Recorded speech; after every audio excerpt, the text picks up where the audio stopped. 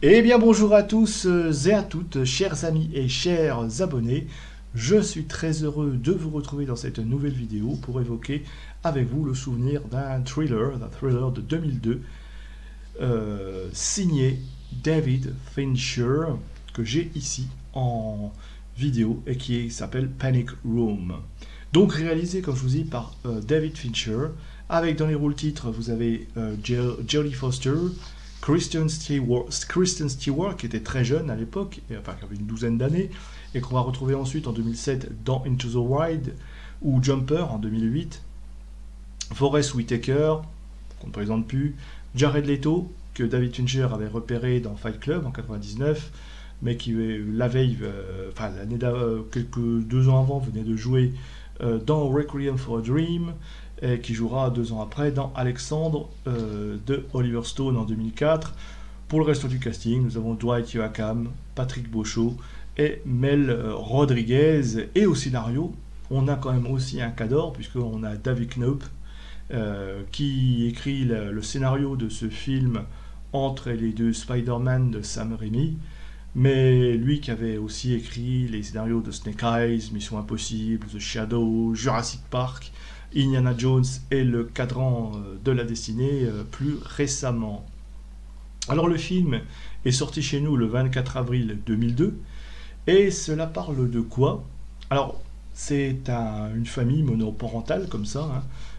Une mère, Meg Altman, interprétée par Jodie Foster, et sa fille, qui a à peu près 12 ans à peu près, interprétée par Kristen Stewart, tous les deux voilà, qui vivent ensemble puisqu'elle est divorcée, d'un gros ponte d'une usine pharmaceutique, enfin bon bref, c'est pas tellement important. Et là lui-même, comme ça, de leur installation dans une grosse demeure new-yorkaise, parce que oui, les allocations de divorce, hein, voilà, permettent d'avoir, de se payer des baraques.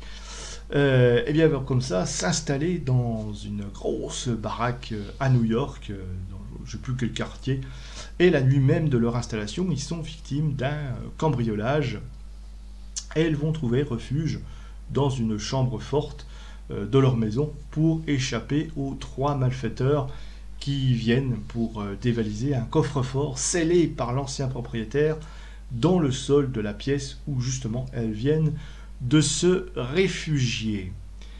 Qu'est-ce que je pense de ce film? Eh bien, c'est absolument un des meilleurs David Fincher. Alors, il est difficile de trouver des mauvaises notes, hein, dans la filmographie de David Fincher, hein. Il a quand même réalisé l'excellent Fight Club, mais aussi l'excellent The Game, mais aussi l'excellent Seven, etc., etc. À chaque fois, tous ces films, même s'il le renie un peu aujourd'hui, ce film, même Alien 3, il y a mis sa patte aussi. Bref, c'est un excellent réalisateur, surtout sur la partie des, je dirais pas film policier, mais surtout les thrillers. Et là-dedans, il y met toute sa patte dans cette espèce de huis clos un peu terrifiant, d'une certaine manière, où l'on suit comme ça ce couple de jeunes femmes qui va se réfugier dans cette prison, on va dire. Je ne sais pas si on peut appeler ça le terme de prison, mais alors, elles s'enferment elles-mêmes, mais pour elles, ce refuge, tout au moins, est assez étroit pour échapper à des tueurs, des cambrioleurs dont elles ne connaissent rien. Même si au final, on va apprendre que les cambrioleurs sont pas forcément des tueurs sanguinaires, ils cherchent que sont venus là, enfin du moins pour les deux d'entre eux sont venus là vraiment pour prendre juste cet éventuel magot ou le contenu du coffre-fort, hein, et puis après se barrer.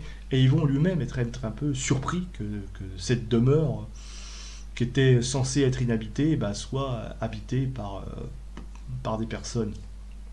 Et comme ça, on a à la fois le point de vue des deux femmes, des deux personnes, sa mère et sa fille, qui sont dans cette chambre forte, et en même temps le point de vue bah, de ces cambrioleurs qui justement vont essayer de les dénicher pour bah, forcément peut-être les faire taire, éviter qu'elles parlent, et puis en même temps pour les laisser bah, voilà, pour pouvoir poursuivre leur forfait tranquille, avec aussi bah, des périodes de doute, hein.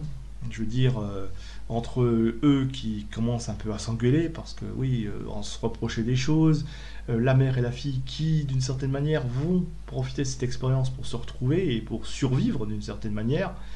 Et c'est vraiment bien fait, la filmographie, la photographie de ce film est vraiment celle d'un film vraiment, voilà, un peu tout en noir comme ça. On est vraiment dans une ambiance très glauque, surtout avec la musique de Howard Shore qui est derrière, très discrète, avec des thèmes qui pourraient se rapprocher à ceux du Silence des agneaux.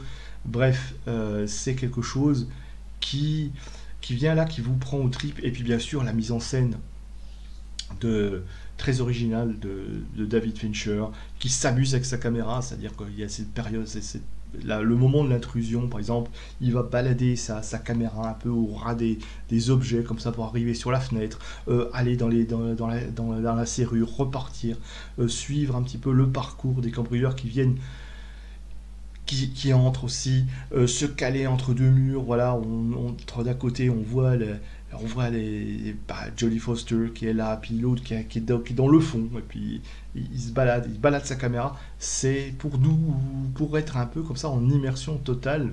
On est avec les personnages, on est d'un côté comme de l'autre, entre on va dire, deux personnes qui sont enfermées là, qui essaient de chasser, qui essaient de survivre, qui essaient de chasser ces cambrioleurs, puis les autres qui sont là pour essayer un petit peu de les raisonner. Est-ce qu'il y a... Alors, il n'y a pas vraiment de spoil, hein, sauf qu'à un moment donné, cette situation va un peu quelque part s'inverser, c'est-à-dire les cambrioleurs se retrouver dans la chambre forte et l'autre va se retrouver à l'extérieur, mais pas tout à fait, puisque la fille, parce que voilà, elle est un peu malade, elle fausse l'insuline, je sais pas, bref.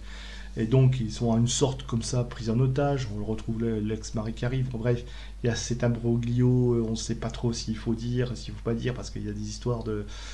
Voilà, si la police intervient, mais il y a une certaine intelligence dans l'écriture qui fait que la tension monte progressivement. C'est vraiment un film très maîtrisé de ce point de vue-là que je vous recommande à voir si vous ne l'avez jamais vu, hein. Parce que, alors je sais pas où il se trouve, moi je l'ai acheté en DVD d'occasion dans une édition qui est pas si mal que ça, vous voyez, en, en- bon, je l'ai un peu abîmé, mais bon, bref. Mais qui se compose entre le boîtier et puis le contenu, vous voyez, avec les photos du film, hein. On voit comme ça, Jodie, on les voit dans différentes situations un peu de panique, on va dire, où on voit quand même Jodie Foster qui garde quand même son sang-froid. Peut-être qu'elle est apeurée aussi, mais elle garde son sang-froid parce qu'il y a sa fille, il faut qu'elle montre, voilà, elle a quelqu'un, une responsabilité, et puis tout le sérieux de cette actrice qui joue magnifiquement bien dans son jeu de rôle, qui est déjà habituée parce qu'elle a déjà joué quand même dans le Silence des Agneaux, donc elle est quand même très carrée, et son interprétation est très juste.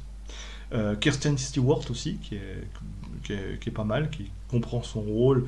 Tous les acteurs, bien sûr, hein, Jared Leto, moi, puis aussi, bien sûr, Forest Whitaker, qu'on ne présente plus, qui a tellement joué dans de projets cinématographiques, surtout de cette ampleur, qui connaissent leur partition sur le bout des doigts. Bref, si vous voulez, j'ai pas dit vous faire peur, mais si vous voulez avoir un bon petit thriller huis clos, angoissant, avec à se demander les deux, comment ils vont s'en sortir, hein, les deux corps de protagonistes, hein, à la fois la mère et la fille, puis en même temps les cambrioleurs, savoir s'ils vont arriver jusqu'au bout, et puis eux, comment ils vont s'en sortir, etc.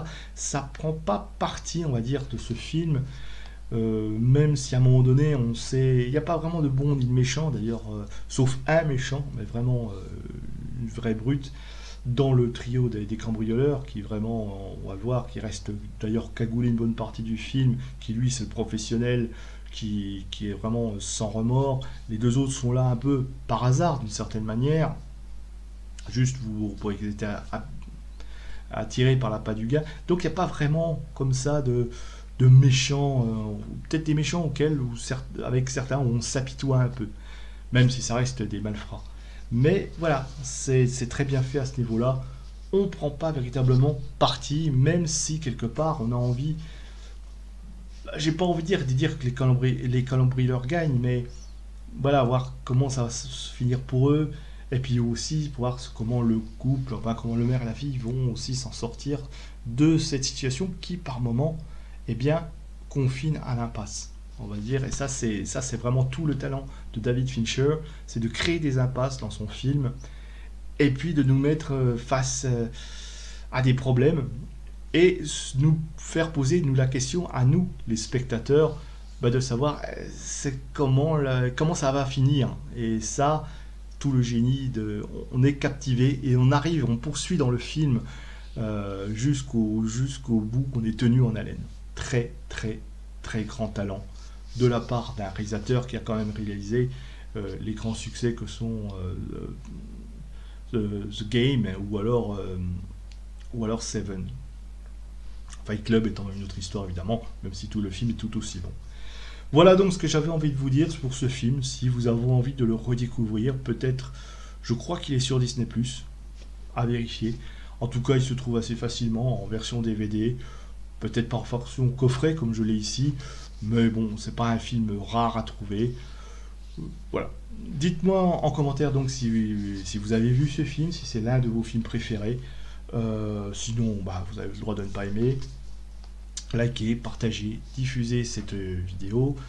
Et puis, j'espère vous avoir donné envie de découvrir ce film, ce vieux film maintenant, hein, puisqu'il date de 2002, hein, qui a plus de 20 ans. Mais c'est toujours intéressant de voir un petit peu ces vieux films des années 2000, qui étaient encore dans la veine des années 90. Et David Fincher, comme ça, venait de réaliser, comme je vous dis, Fight Club et The Game, donc il était encore dans cette atmosphère. Voilà, donc Panic Room de David Fincher avec Jodie Foster. Amusez-vous à le voir, et puis moi je vous dis au revoir et à bientôt.